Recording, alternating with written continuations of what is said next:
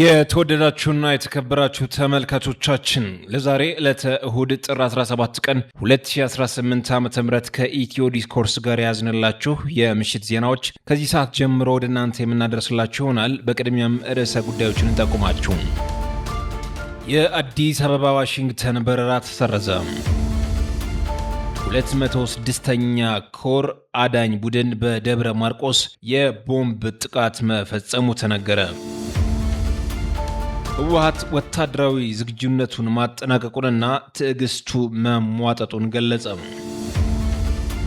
ጠቅላይ ሚኒስትር አብይ ቆማችሁ የቀራችሁ ወደፊት መራመድ የምትቸገሩ በማለት የጠሯቸውን ሀገራት አስጠነቀቁ። እነዚህንና ሌሎች መረጃዎችን ይዘናል።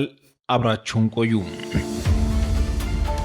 የአዲስ አበባ ዋሽንግተን በረራ ተሰረዘ። የኢትዮጵያ አየር መንገድ ከአዲስ አበባ ወደ አሜሪካ ዋሽንግተን ዲሲና ኒውዮርክ እንዲሁም ከዋሽንግተንና ኒውዮርክ ወደ አዲስ አበባ የሚደረጉ 4 በረራዎችን መሰረዙን አስታወቀ።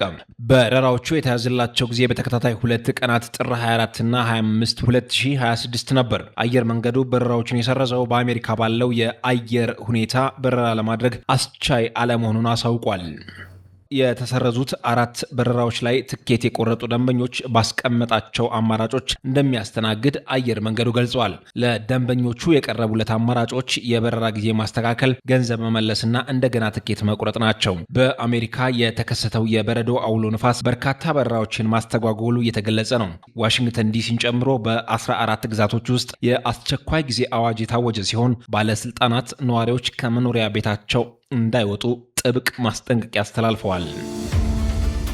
206ኛ ኮር አዳኝ ቡድን በደብረ ማርቆስ የቦምብ ጥቃት መፈጸሙ ተነገረ። 206ኛ ኮር በደብረ ማርቆስ ከተማ ከሌሊቱ 7 ሰዓት ከ10 በአንድ መኪና ተጭነው ከስላሴ ካምፕ ወደ ጁቤ ሊንቀሳቀሱ የነበሩ ሰራዊቶች ላይ በተደረገባቸው የቦምብ ጥቃት አንድ የጦር አዛዥ ጨምሮ 14 ኃይል ሲገደሉ 9 ከባድና 6 ቀላል ቁስለኞች በወታደራዊ ካምፕ ውስጥ ሕክምና እየተሰጣቸው ይገኛል ተብሏል። የቀጠናው ልዩ ክስተት የሆነው 206ኛ ኮር በደብረ ማርቆስ ከተማ በተደጋጋሚ በሌሊት በቀንና በምሽት በመከላከያ ላይ ያነጣጠረ የቦምብ ጥቃት በማድረግ አስደናቂ ኦፕሬሽን መፈጸሙን የኢትዮ ዲስኮርስ ምንጮች አረጋግጠዋል። ህወሓት ወታደራዊ ዝግጅቱን ማጠናቀቁንና ትዕግስቱ መሟጠጡን ገለጸ። የትግራይ ቃል አቀባይ አቶ ገብረ ጻዲቅ ድርጅታቸው ለማንኛውም ወታደራዊ ግዳጅ ዝግጁ መሆኑን ባስተላለፉት መግለጫ አስታውቋል።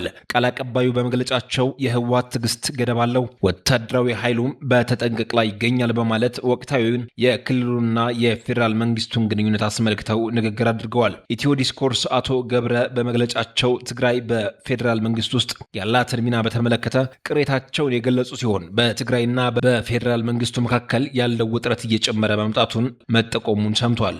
አሁን ያለው ገደብ የሌለው ትዕግስት አይቀጥለም፣ ሁሉን አቀፍ ዝግጅት ተደርጓል ያሉት ቃል አቀባዩ ህዝቡና የጦር ኃይሉ ለሚመጣው ማንኛውም ሁኔታ ዝግጁ እንዲሆን ጥሪ አቅርበዋል። ከኢትዮጵያ ለመገንጠል የቀረን የግዛትን ማስመለስ ብቻ ነው። በኃይል መሬት ለማስመለስ ተዘጋጅተናል። ከኢትዮጵያ ጋር ምንም የሚያገናኘን ነገር የለም። የህዝቡ ማህበራዊ ስሪት ተበጥሷል ብለዋል።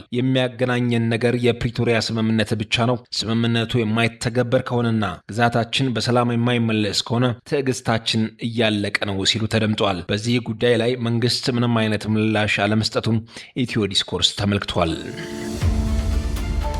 ጠቅላይ ሚኒስትር አብይ ቆማችሁ የቀራችሁ ወደፊት መራመድ የምትቸገሩ በማለት የጠሯቸውን ሀገራት አስጠነቀቁ።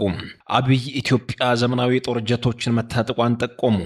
አሁን ሚግ 21 ላይ ያላችሁ ሀገራት ከኢትዮጵያ ጋር ተስማምቶ አብሮ ማደግ ብቻ ነው የሚያዋጣው በማለት ጠንካራ መልእክት አስተላልፈዋል። ጠቅላይ ሚኒስትሩ ይህን የተናገሩት ትናንት ቅዳሜ ጥር 16 ቀን 2018 ዓ.ም የኢትዮጵያ አየር ኃይል 90ኛ ዓመት በማስመልከት በቢሾፍቱ ተገኝተው ባደረጉት ንግግር ነው። ምንም እንኳን አየር ኃይሉ 90 ዓመታት ቢሞላውም በዕድሜው ልክ በቂ ተከታታይ ግንባታ አልተደረገለትም ብለዋል። አብይ አክለውም በሚቀጥሉት 5 ዓመታት የአየር ኃይሉን አቅም በእጥፍ ለማሳደግ መንግስት እቅድና በጀት ለይቶ ከዋና ዋና አምራቾች ጋር ስራ መጀመሩን ጠቁመዋል። ጠቅላይ ሚኒስትሩ በማብራሪያቸው ጠላቶቻችን ሲሉ ለጠሯቸው ሀገራት የኢትዮጵያን ክብር፣ የኢትዮጵያን አንድነትና ብሔራዊ ጥቅም ለማስከበር ተኝተን የማናድር መሆኑን በድጋሚ ማረጋገጥ ወዳለው በማለት መልእክት አስተላልፈዋል። ጠቅላይ ሚኒስትሩ በይፋ ላልገለጿቸውና ጠላት ላሏቸው ሀገራት ባስተላለፉት ጠንካራ ማስጠንቀቂያ ዘመናዊ ናቸው የተባሉ የጦር ጀቶችን ስም በመዘርዘር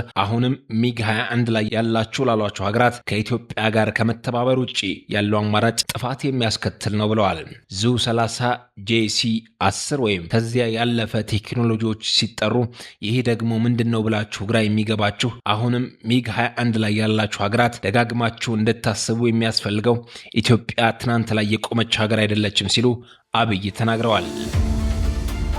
ተመልካቾቻችን ለዛሬ ዕለተ እሁድ ጥር 12 ቀን 2018 ዓ.ም ከኢትዮ ዲስኮርስ ጋር የቀረበላችሁ የምሽት ዜናዎች እነዚህን ይመስሉ ነበረ። ከመሰናበታችን በፊት ርዕሰ ጉዳዮችን በድጋሚ እናስታውሳችሁ። የአዲስ አበባ ዋሽንግተን በረራ ተሰረዘ። 206ኛ ኮር አዳኝ ቡድን በደብረ ማርቆስ የቦምብ ጥቃት መፈጸሙ ተነገረ።